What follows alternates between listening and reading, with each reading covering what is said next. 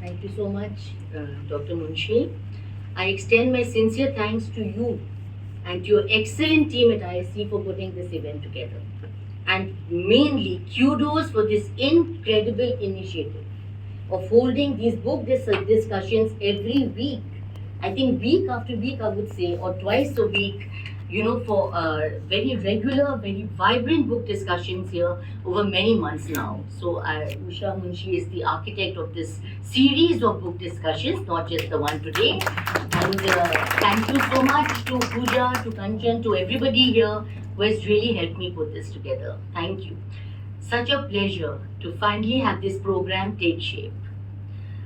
I have waited a while, but I do believe that everything, all desires, goals, dreams take time to come to fruition, and this event is one of them. A very warm welcome to all. We miss the presence of the chair, Mr. Jaykumar, but most of you who have read the anthology know that he wrote a very wonderful foreword for this. It's a privilege for me to be sitting with a very distinguished panel. Professor Bhaduri, Ms. Amrita Bhalla. I truly value their presence here, and after hearing their insights, I am really amazed at how much time and effort they have put in reading the anthology. Thank you so much. I am really humbled.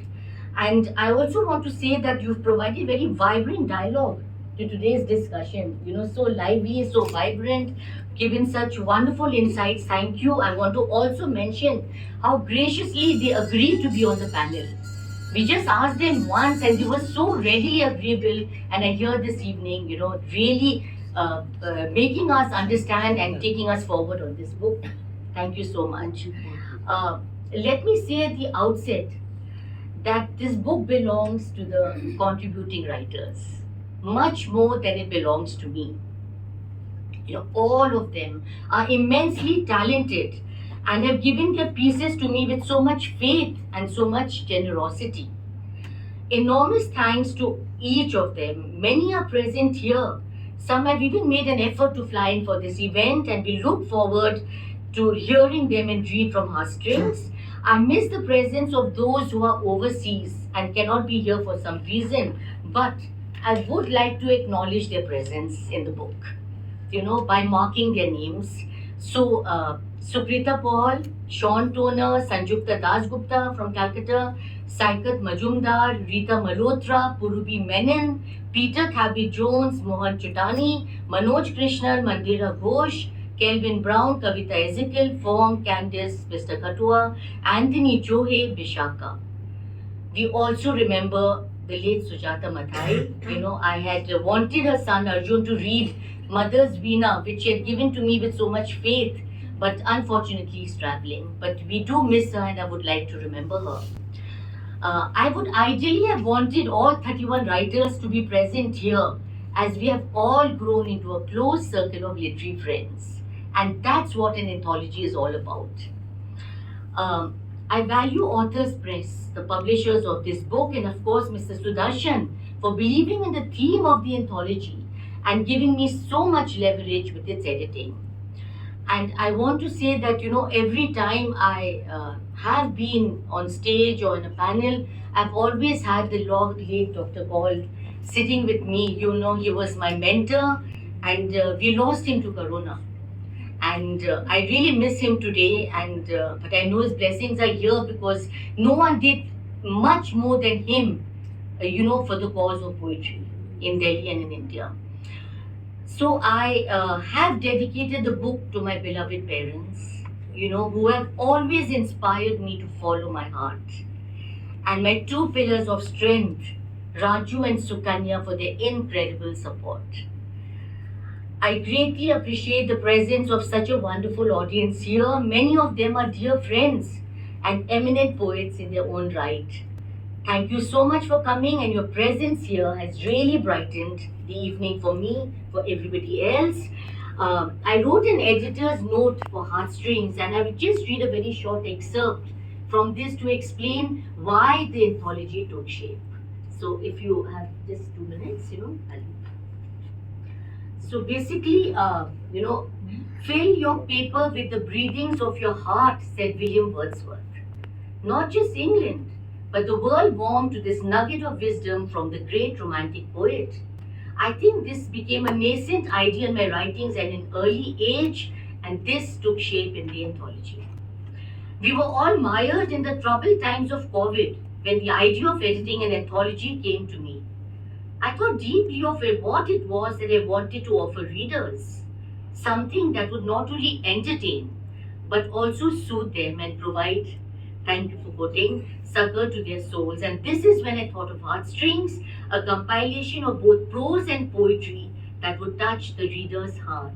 And thank you, Professor Bhaduri, also for mentioning that it had both forms, because along my own literary journey, I met such immensely talented writers who were juggling with both. They were writing fiction, they were writing prose, they were writing poetry, and all three forms touched my own heart.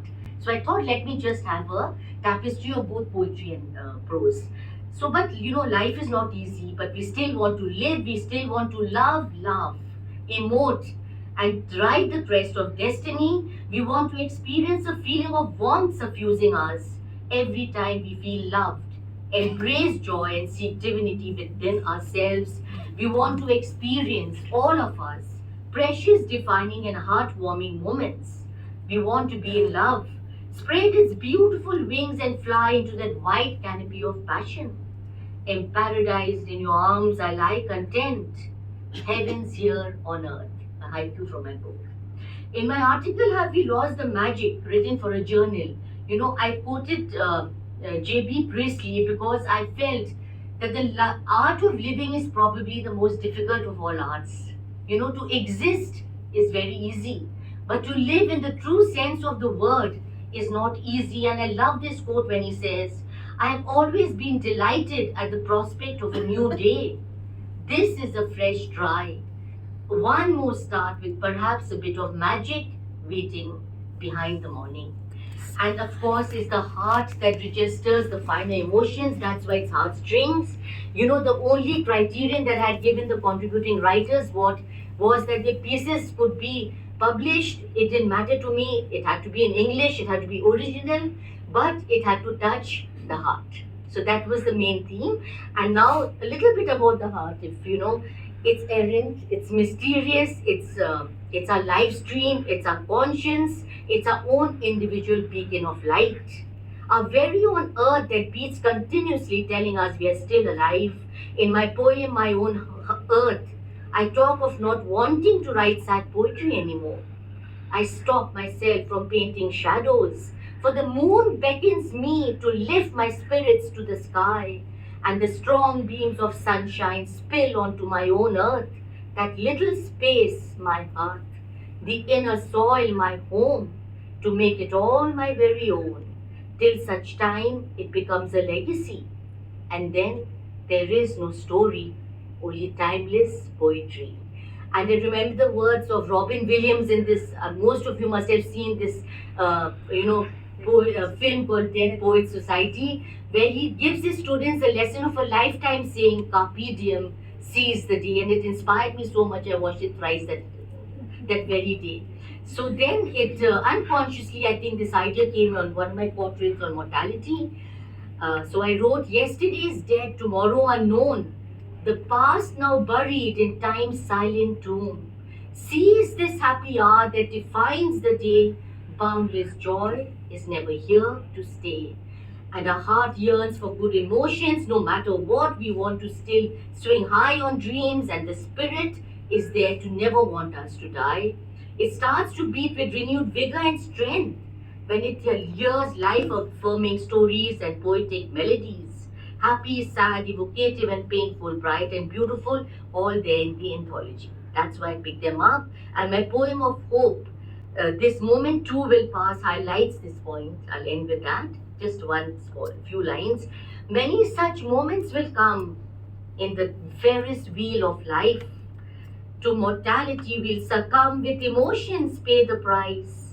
When shall man learn to see? A maze of such moments is what makes up the tapestry. This moment too will pass. And like all those before and those yet in store, the heart opens up to a million feelings that touch its sensitive chords, its arterial strings. And maybe Raju will agree, the doctor sitting here, my husband, start tuning again, and slowly it starts to hum its own song. And this is what Heartstrings, an anthology of poetry, prose and fiction, aims to do. It to touch the soul of readers across age, gender and country with its own unique medley of voices that come straight from the heart. And at the end, I'd like to say that editing the book has been a very rewarding journey for me. It kept my own heart beating while riding high on the waves of creative sensibility. Thank you.